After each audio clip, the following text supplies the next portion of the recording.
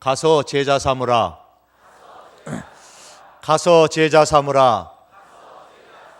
2015년 한 해의 주제입니다. 그래서 오늘 첫 2015년 예배를 드리면서 이 주제의 말씀을 가지고 말씀을 증거하기를 원합니다.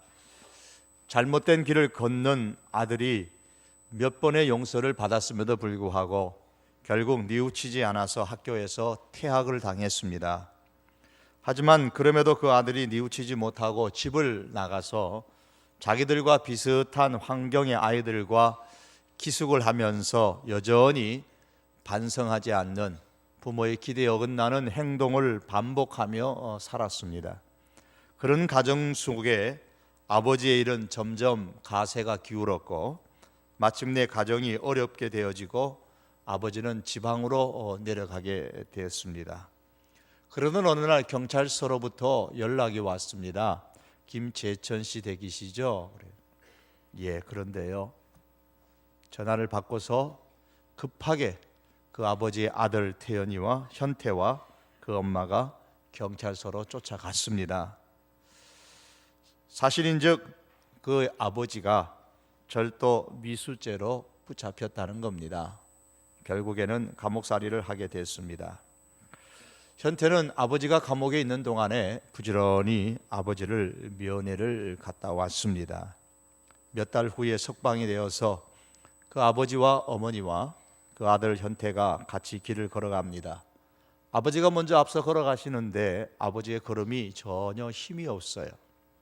결국 서울음에 복받친 그 어머니가 울음을 터뜨리면서 같이 가는 그 아들의 어깨를 등허리를 두들기면서 이렇게 말했습니다. 이놈아, 앞서 걸어가시는 아버지 좀 봐라.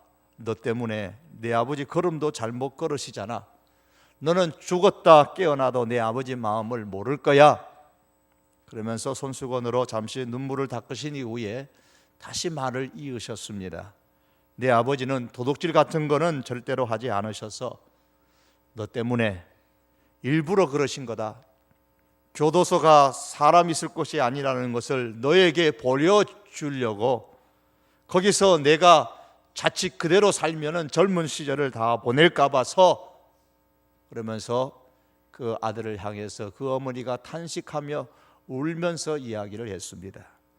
사실이 그 아버지는 물건을 훔치려고 기금숙 가게에 들어간 것이 아니었습니다. 어떻게 하면 저 아들 좀 고쳐볼까 싶어서 아들을 교도소에 가지 않게 하려고 자신이 감옥소에 가서라도 아들을 살려보려고 그렇게 먼저 교도소에 들어갔던 것입니다. 아버지의 희생으로 그 아들이 다시 깨닫고 태어날 수가 있었습니다. 하나님께서 인간이 되어서 희생하심으로 우리가 다시 태어날 수 있었던 겁니다. 말씀드린 이 내용은 연탄길이라는 소설의 내용이지만 그러나 역사 가운데 하나님께서 예수 그리스도를 이 땅에 보내서 희생하심으로 말미암아 우리가 새로운 하나님의 사람으로 거듭날 수 있게 되었습니다. 부활하신 예수님을 만났던 여인들로부터 소식을 들은 제자들이 예수님께서 말씀하시는 산으로 쫓아갔습니다. 본문 16절의 말씀이죠. 11 제자가 갈릴리에 가서 예수의 명하시는 산에 이르렀다. 이 산은 예수님과 아주 관련이 깊습니다. 예수님의 공생의 사역의 초기에 마태복음의 처음 부분인 5장에 보면 예수님께서 갈릴리 어느 한 산에 올라가서 말씀을 전파하셨습니다. 우리는 이 말씀을 산상수훈이라 산상보훈 팔복이라 그렇게 말하기도 합니다. 마태복음서 중간쯤에 오면 17장에서 다시 예수님께서 3명의 제자를 데리고 산으로 올라가셔서 변화되는 자신의 모습을 보여주셨습니다. 제자들은 거기에서 하늘로서 들려오는 음성을 들었습니다. 우리는 이 산이 어떤 산인지 정확하게 모르지만 예수님께서 변화하신 산이라 그래서 우리는 변화산이라 그렇게 부르고 있습니다. 그리고 마태복음 후반에 24장과 25장에 이르면은 십자가에 돌아가시기 바로 그 주간에 유다 지역에 있는 감람산에 올라가셔서 제자들에게 장차 있을 마지막 때에 일어날 징조와 이 땅에서의 성도의 삶이 장차 천국의 삶과 어떤 관계가 있는지, 또 어떤 영향을 미치는지에 대하여서 구체적인 예를 들어가면서 말씀을 강론해 주셨습니다. 그리고 마태복음의 마지막 장인 28장에 와서 부활하신 예수님께서 이전에 말씀하셨던 갈릴리의 어느 한 산을 지정하시고 그리로 모이라고 말씀하셨습니다. 이로 볼 때 예수님께서는 산을 제자들을 특별히 교육할 필요가 있을 때마다 사용하셨다는 것을 마태복음서는 가르쳐주고 있습니다. 예수님에게 있어서 이 산은 기도의 장소였고 신앙을 훈련시키는 장소였습니다. 이제 예수님께서 이 갈릴리의 한 산에서 마지막으로 승천하시기 전에 제자들에게 부활 신앙에 대해서 말씀을 강론하셨습니다. 부활 신앙을 가진 사람은 어떻게 살아야 할 것인가? 부활의 예수님을 만난 사람은 그 전과 그 이후가 어떻게 달라야 하는가? 여기에 관해서 말씀을 가르치셨습니다. 이 진리를 강론함으로써 마태복음을 마무리합니다. 산에서 부활하신 예수님을 만난 제자들의 반응이 어떻습니까? 제일 먼저 나타나는 반응은 17절입니다. 예수를 배웠고 경배하나 아직도 의심하는 사람들이 있더라. 경배하는 사람도 있고 의심하는 사람도 있었습니다. 부활하신 예수님을 보기는 했지만 이 부활이라는 자체가 워낙 엄청난 사건이기 때문에 이성으로 잘 이렇게 받아들이지를 못합니다. 이게 예수님의 영이 온 것인지 실제로 몸이 온 것인지 내가 보고 있는 것이 예수님의 영인지 몸인지 의심하는 사람들도 있었다는 겁니다. 그러나 그 의심하는 사람들도 얼마 지나지 않으면 예수님의 부활을 믿었음을 우리는 사도행전이나 복음서를 통해서 알 수가 있습니다. 부활하신 예수님을 보고 믿었던 그 제자들이 예수님 발 앞에서 엎드려 경배했다고 했습니다. 본문에서 사용하고 있는 이 경배한다라는 프로스큐네오라는 이 단어는 경배한다는 의미뿐만 아니라 예배한다는 단어로 그렇게 혼용되어져서 사용을 합니다. 하나님께서 이 시대에 예배하는 자를 찾으시고 할 때에 그 예배한다라는 말이 바로 이 프로스큐네오라는 단어를 사용하고 있는 겁니다. 그러므로 이 17절에서 제자들이 예수님을 뵙고 경배했다는 이 말씀은 예수님을 단순히 부활하기 이전에 자기들의 그 스승으로 생각하고 부활하신 예수님을 만나 너무 반가워가지고 무릎을 꿇고 인사한 것이 아닙니다. 그들은 예수님을 예배했다는 말입니다. 유대인에게 있어서 예배한다는 것은 하나님께 향한 특별한 행동이었습니다. 그러므로 제자들은 부활하신 예수님을 보고 부활의 예수님을 믿었을 때에 예수님을 하나님으로 인정하며 나의 주인이라고 그렇게 고백하는 의미로 예수님께 예배를 드렸던 겁니다.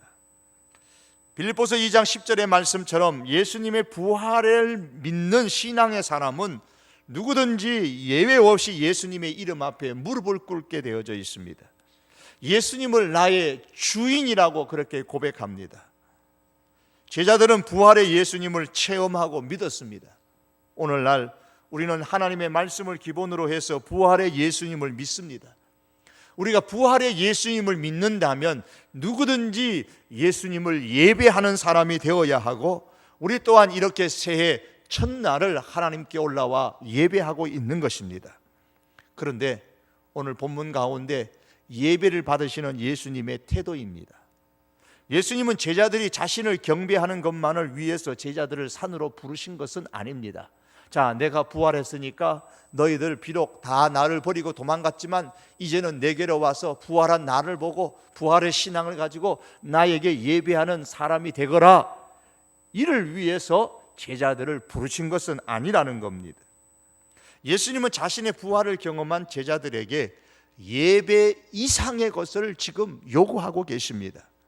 나의 부활을 보고 믿을 뿐만 아니라 나를 경배할 뿐만 아니라 너희는 이것까지 해야 된다. 나를 경배하는 것 외에 너희에게 더 할 일이 있다고 말씀하시면서 19절과 20절의 말씀을 하시고 계십니다. 제자들이 예수님 앞에서 무릎을 꿇고 있습니다. 그들에게 다가가신 예수님께서 무릎 꿇는 제자들을 향하여 하늘과 땅의 권세가 내게 있다고 말씀하시면서 너희는 가서 제자를 삼으라 그랬습니다. 앤드류 머레이라는 사람이 요한복음 4장 50절 이하의 말씀을 근거해서 믿음을 세 단계로 구분을 했습니다. 첫 번째 단계는 찾는 믿음, 즉 애쓰는 믿음의 단계가 있다 그랬습니다.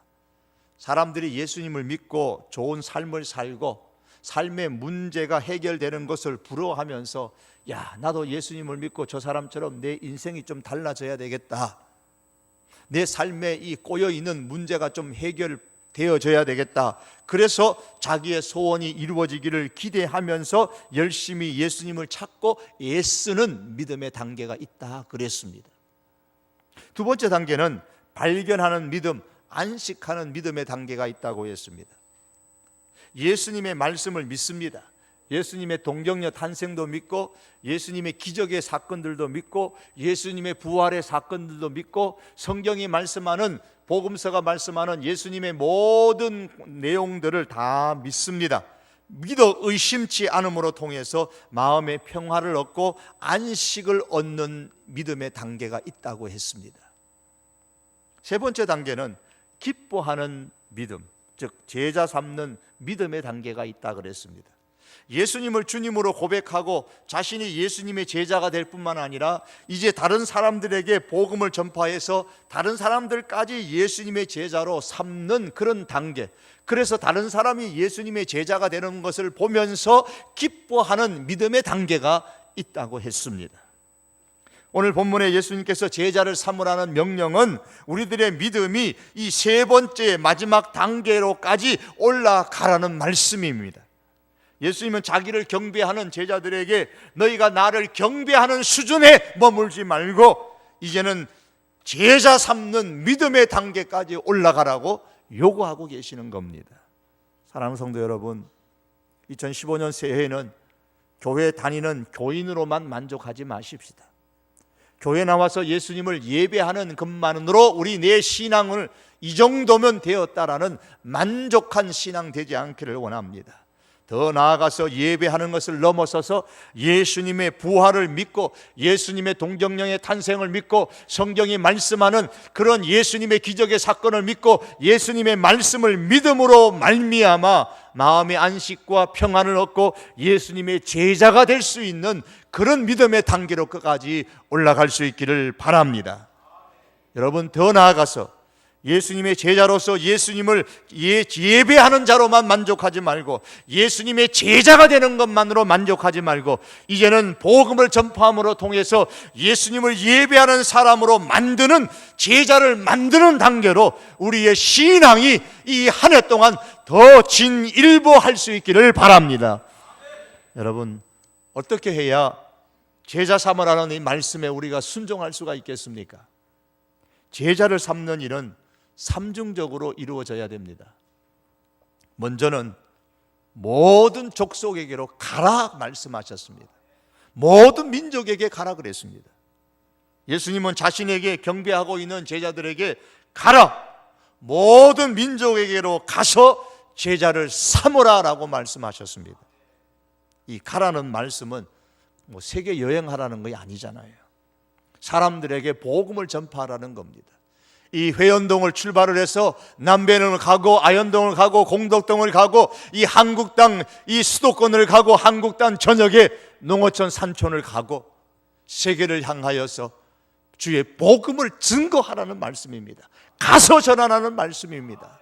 그런 측면에서 우리 교회가 가서 주의 복음을 전하는 이 일꾼들이 계속해서 많이 일어나기를 원합니다. 가서 주의 복음을 선교하는 이 일에 동참할 수 있는 우리 성도들이 될 수 있기를 바랍니다. 우리 작년 한 해 후반기 때부터 특별히 아현동 지역에 복음 증거하기 위해서 우리 많은 성도들이 수고하고 애쓰고 있습니다. 참 감사하고 우리 하나님 앞에 큰 복을 받기를 원하면서 끊임없이 이 한 해는 더 많은 온 성도들이 가서 복음 전하는 교회가 되어야 됩니다. 부활신앙은 복음을 전함으로 증명되는 겁니다. 여러분, 부활의 신앙을 갖고 계신다면 여러분 무엇로 증명하시겠습니까? 나는 예수님의 부활을 믿습니다. 단순히 말하는 것으로 나의 부활 신앙을 증명하시겠습니까? 예수님은 제자들에게 말합니다. 예수님의 부활을 믿습니다. 그러기에 우리가 예수님께 나와서 예수님께 무릎 꿇고 경배합니다. 예수님께 예배합니다.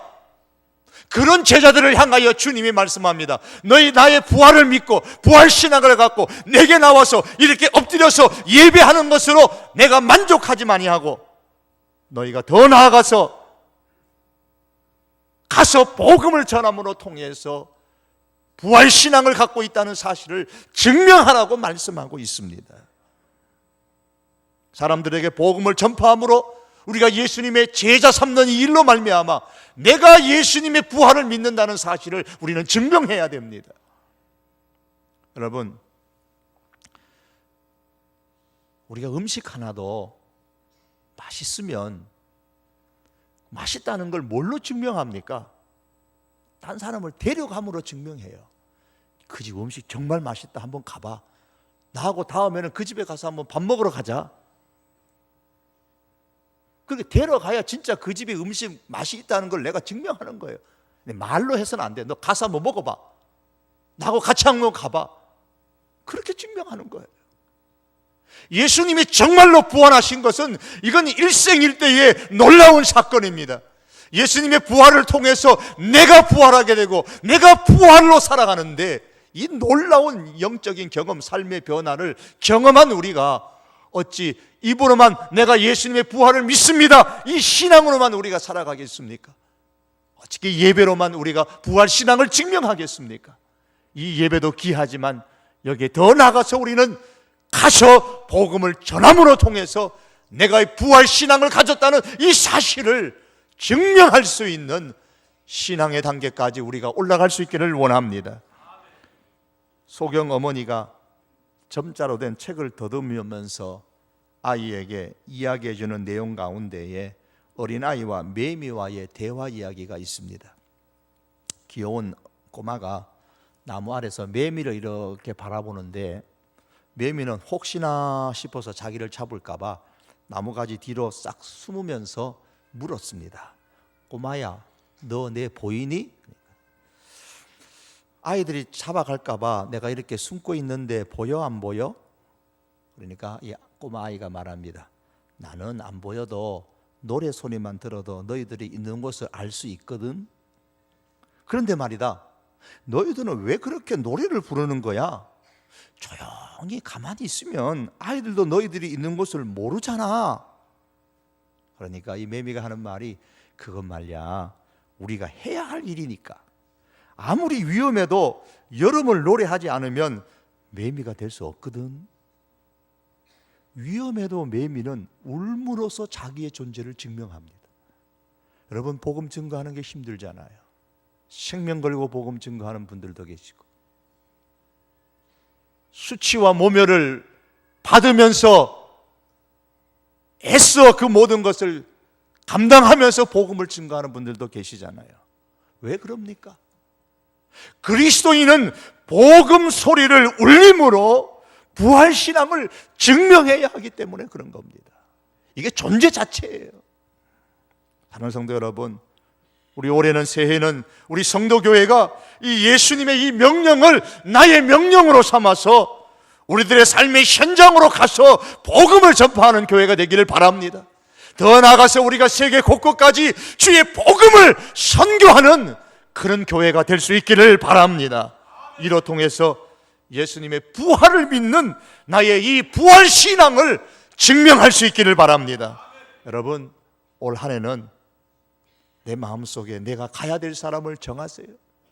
한 번 가는 것으로 만족하지 말고, 두 번 가시는 것으로 만족하지 말고,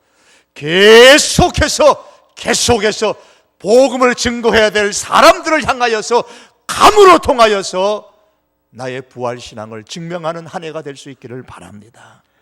여러분, 제자 삼는 일은 또한 세례를 줌으로써 이루어집니다. 아버지와 아들과 성령의 이름으로 세례를 베풀고, 이 말씀은 바로 앞에 나오는 제자를 삼으라라는 말씀을 수식하는 수식어입니다. 그러므로 이 말씀은 예수님은 아버지와 아들과 성령의 이름으로 세례를 줌으로써 제자 삼으라, 그 말씀하시는 겁니다. 세례를 줌으로써 제자를 삼으라. 사람들 앞에서 세례를 받는다는 것은 예수님의 사람이 된다는 결단입니다. 내가 세례를 받음으로써 교회 공동체 일원으로서의 책임을 감당하겠다는 약속입니다. 여러분, 우리 가운데 세례 받으신 분 많지 않습니까? 어떤 결단을 하셨습니까? 나는 예수님의 사람으로 살리라. 나는 교회 공동체의 한 일원으로서 나의 책임을 감당하리라. 여러분, 이런 결단을 가지고 세례를 받으셨습니까? 그런 결단이 없으셨다면 결단을 늦었지만 지금이라도 하시기를 바랍니다. 특별히 초대교회 성도들이 세례를 받았다는 것은요, 오늘 우리들이 세례를 받을 때 각오하는 것과는 훨씬 다릅니다. 더 큰 각오가 필요했습니다. 왜냐하면 그 당시에 세례 받는다는 것은 내가 예수 믿는 사람이라고 공개적으로 이렇게 자기를 드러내는 것이기 때문에 굉장히 생명의 위협을 느끼는 거예요. 예수님을 십자가에 못 박은 지 초대교회는 아직 처음에는 2달도 넘지 않았어요. 6월절에 예수님 십자가에 못 박히고 오순절 성령 사건이 6월절 지난 50일 이후에 일어났으니까요, 2달초 채 되지 않은 그때에 성령의 역사가 충만하게 임했고 제자들이 밖에 나가서 복음을 증거하고 그로 통해 예수께 세례를 받고 예수님을 믿는 사람들이 3,000명, 5,000명 늘어났습니다. 그러니까 그때의 상황, 세례 받는 상황은 아직도 그 유대인들의 사회 속에는 예수님을 반대하는, 예수 믿는 사람을 멸시하고 예수 믿는 사람을 잡아 죽이려는 그런 분위기가 아주 팽배한 시대 사회 상황이었습니다. 세간에는 예수님의 시신이 없어졌다는 소문이 퍼져 있고, 특별히 제자들이 예수님의 시신을 훔쳐가서 놓고 예수님이 부활했다고 지금 거짓 소문을 퍼뜨리고 있다는 정말 잘못된 이 거짓 소문들이 난무하고 있는 그런 시대적인 분위기입니다. 그 속에서 나 예수 사람입니다, 나는 예수님을 믿는 사람입니다 라고 공개적으로 드러내는 거는요, 자기 생명 걸고 하는 겁니다. 그럼에도 불구하고 세례를 받았습니다. 그런데요, 성경은 사도행전을 보면 그 세례를 통해서, 세례 받음으로 통해서 나는 예수님의 사람입니다 하고 결단하는 사람들이 점점 많아짐으로 통해 초대교회, 하나님의 교회가 흥황한 것을 우리는 볼 수가 있습니다. 생명의 위험을 감수하고 세례를 받는 사람들이었기 때문에 그들은 쉽게 예수님을 떠나지 않았습니다. 사도행전에는 이러한 성도들을 일컬어서 제자들이라고 표현을 하고 있습니다. 한평생 예수님을 믿고 따르기로 결심한 사람들이라는 말씀입니다. 초대교회가 어떻게 왕성하게 지속될 수 있었고 오늘날의 교회는 왜 왕성하게 지속되지 못하느냐? 나는 예수님을 위해서 어떤 일도 각오하겠다고 결단했던, 그래, 이 결단 속에 세례받는 사람들이 점점 많아졌기 때문에 그런 겁니다. 사랑하는 성도 여러분, 우리 성도교회는 한 세대로 끝날 교회가 아니지 않습니까? 67년의 역사를 지내서 이제 올해는 68년을 맞이할 것입니다. 앞으로 68년이 아니라 100년도 맞이해야 되고 200년도 우리의 다음 세대가 맞이해야 할 교회입니다. 예수님 오실 때까지 존재해야 될 교회가 우리 성도 교회입니다. 여러분, 우리가 보기에 충분히 그럴 수 있을 것이라고 생각하십니까? 우리는 그렇게 되기를 참으로 소망합니다. 그러나 잠시 눈을 돌려 유럽의 교회들을 보면 모든 교회가 다 그렇게 되지 않았다는 사실을 우리는 알 수 있습니다. 여러분이 많이 탐방하는 터키 같은 나라를 한번 생각해 보십시오. 요한계시록에 기록되어진 그 7교회, 주님으로부터 칭찬을 들었던 그런 교회들까지도 이제는 더 이상 존재하지 않습니다. 유물만 남아있을 뿐입니다. 우리 성도교회가 그렇게 되지 않기를 참으로 바라지만은 그렇게 되지 않는다는 보장은 없습니다. 하나님의 나라는 주님 오실 때까지 흥왕할 것입니다. 계속해서 하나님의 나라는 확장될 것입니다. 모든 민족에까지 주의 복음은 증거될 것입니다. 그러나 모든 교회가 그렇게 쓰임 받는 것은 아닙니다. 그것은 기독교 역사가 우리에게 증명해 주고 있습니다. 우리가 그렇게 되지 않으려면 오늘 주님께서 말씀하신 대로 세례를 통하여서 제자 삼는 그런 교회가 되어져야만 됩니다.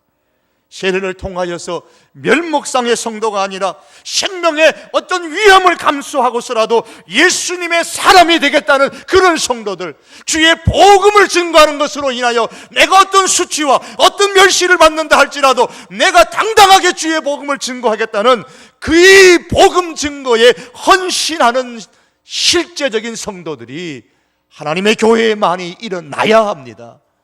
그러할 때에 이런 세례를 줌으로써 제자 삼는 교회가 흥황하게 되고 주님 오실 때까지 그 나라가 왕성하게 되는 것입니다. 여러분, 이를 위해서 우리가 예수님을 사랑하는 사람도 되어야 되고 복음도 소중하게 여기며 사랑하는 사람도 되어야 되지만, 제가 늘 강조합니다. 성도 교회를 여러분 사랑하는 사람들이 되어야 됩니다. 내 한 세대가 죽고 나면 끝장이다. 내 자식은 교회도 안 나오고 나 혼자만 교회 나오는데 내 죽고 나면 그만이죠. 내 천국 가면 그만이라는 생각은 여러분 버리세요. 성도교회 성도들을 통해서 복음을 듣는 사람이 늘어나고, 성도교회에서 예수님을 만나는 사람들이 점점 많이 일어나고, 이 교회에서 세례를 받음으로써 확고한 믿음을 갖게 되는 영적 경험을 가진 성도들이 이 성도교회에서 많아질 수 있기를 바랍니다. 여러분, 이를 위해서 우리는 주일학교 교육뿐만 아니라 신앙의 훈련과 가정공동체 총한 신앙의 삶이 더욱 뿌리를 내려야 되고, 더 나아가서 우리는 끊임없이 복음을 증거하는 사람으로 살아야 합니다. 세례를 통하여 제자 삼는 이 일은 새가족들에게 대한 지극한 관심과 사랑을 제공함으로써도 이루어져야 됩니다. 여러분, 어느 가정이든 사람이 가장 관심과 사랑을 많이 기울인 데가 어디입니까? 아이들입니다. 특별히 갓난 아이들입니다. 갓난 아이들에게 왜 그렇게 많은 관심을 줍니까? 연약하니까요. 사람이 영적으로 다시 태어나는 것은 어른으로 태어나는 것이 아니라 영적 갓난아이로 태어나는 것이잖아요. 부모가 출생한 갓난아이를 보고 기뻐하는 이유는 평생도록 갓난아이로 존재하기를 기대하기 때문이 아닙니다. 무엇 때문에 기대합니까? 그들의 미래 때문에 기대하는 거예요.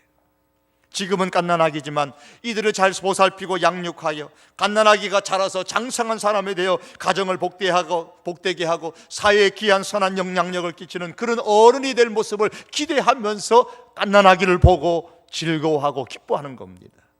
여러분, 이 교회 안에서 새로 올라오신 우리 새가족들을 그런 시각으로 바라보셔야 됩니다. 이런 기대의 마음을 가지고 먼저 교회에 올라온 사람들은 나중에 교회에 올라오고 나중에 예수님을 믿는 그 사람들을 정성 어린 관심과 사랑을 기울여 줘야만 됩니다.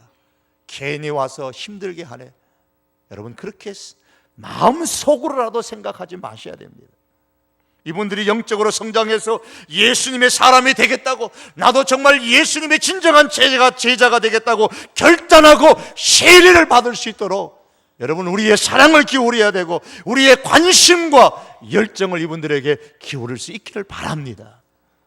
사랑하는 성도 여러분, 우리 성도교회는 예수님 오실 때까지 이 땅에 존재해야 합니다. 찌들고 초라한 모습으로 존재할 것이 아니라 건강하고 왕성한 모습으로 존재할 수 있기를 바랍니다. 이를 위하여 끊임없이 세례를 주는 교회, 세례를 받는 사람들이 점점 더 많아지는, 이로 통해서 제자 삼는 사역을 끊임없이 지속하는 우리 성도교회가 될 수 있기를 바랍니다. 여러분, 마지막으로 제자 삼는 일은 가르쳐 지키게 함으로써 이루어지는 겁니다. 20절의 말씀에 내가 너희에게 분부한 모든 것을 가르쳐 지키게 하라. 여러분, 이 말씀에서 핵심은 지키게 하라라는 겁니다. 지킬 수 있도록 가르치라는 말씀이에요. 지킬 수 있도록 가르쳐서 제자 삼으라. 지킬 수 있는 제자를 삼으라는 말씀입니다. 가르치는 것이 교육이라면 지키는 것은 삶입니다. 예수님의 말씀을 배웠으면 삶으로 지켜나가야 됩니다. 저는 이것을 천국 백성의 생활화라고 그렇게 말씀드리고 싶습니다. 천국 백성의 생활화. 제자 삼는 일은 천국 백성의 믿음을 생활 속에 살아있는 신앙으로 만드는 것입니다.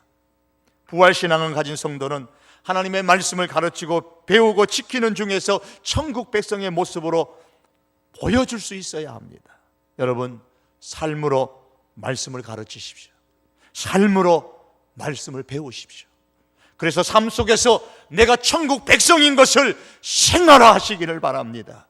이로 통해서 내가 부활신앙을 가진 사람인 것을 증명할 수 있기를 바랍니다. 말씀을 맺겠습니다. 이미 말씀드린 연탄길이라는 소설에 나오는 그 아버지가 교도소에서 나왔을 때에 아들에 대해 희망하는 것이 있었습니다. 아니, 그 아버지가 교도소로 들어갔을 때는 아들에 대해서 희망하는 것이 있었습니다. 예수님께서 우리를 대신하여 십자가를 지시고 죽으시고 무덤에서 부활하신 이후에 제자들을 향하여, 그리고 오늘 저와 여러분들을 향하여 기대하시는 것이 있습니다. 그것은 부활의 주님을 경배하는 것, 부활의 주님을 예배하는 것을 넘어서서 한 걸음 더 나아가 예수님의 제자 삼는 삶을 우리가 살아가는 것입니다. 제자 삼는 이 믿음을 우리의 삶 속에 증명하면서 살아가는 것입니다. 2015년 한 해 동안 가서 제자 삼으라, 이 표현을 가지고 우리가 매진하기를 원합니다. 그래서 우리의 인근 지역뿐만 아니라 세계를 향하여 끊임없이 주의 복음을 전파하는 우리 성도교회로 더욱더 새로워지고 생동감 넘치는, 활기가 넘치는 그런 교회가 될 수 있기를 주님의 이름으로 축복합니다. 오늘 주의 말씀이 우리에게 말씀합니다. 그러할 때에 볼지어다 내가 세상 끝날까지 너희와 항상 함께하리라고 하셨습니다. 우리와 함께 하시는 예수님이 어떤 예수님이십니까? 하늘과 땅의 모든 권세를 가지신 분입니다. 하늘과 땅의 모든 권세를 가지신 분이 이 가서 제자 삼는 사역을 행하는 그 교회와 함께 하시고 그 성도와 그 사람과 함께 하시겠다고 약속하셨습니다. 이 약속을 믿고 또한 이 약속을 누리는 우리 성도의 모든 교우들이 될 수 있기를 주의 이름으로 축복합니다. 기도하시겠습니다. 가서 제자 삼으라, 이 사역을 감당하는 교회가 되기를 원합니다.